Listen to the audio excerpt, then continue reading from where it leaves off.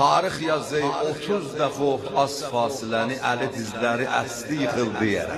Ta gəldi evə yetişəndə hər kəsin nənəsi ölüb ağlasın. Gördü Zəhra gözlərin yumubdu. Bir dəfə səslədi Zəhra, mən Əliyəm. Allahu Ekber, gördü Zəhra gözlərin yumubdu. Zəhra, mən Əliyəm. Qudrət ilahi ilə xanım gözlərini açdı. Baxdı, gördü Əli ağlayır. Dedi, Əli niyə ağlayırsan?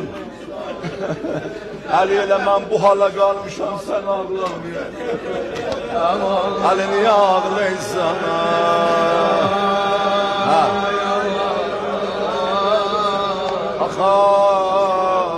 Səslədi Əli can, eclis ində rəsin.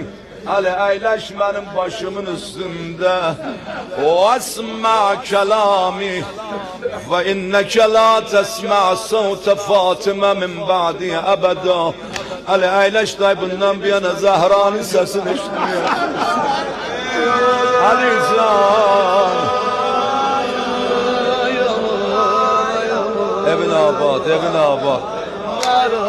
Ali, Ali, Ali, Ali can, hannetni billeyl, ve gassilni billeyl, ve keffenni billeyl.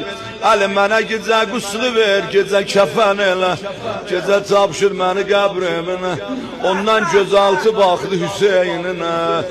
Və la tənsə qətiləl-ida bitəffəl İraq.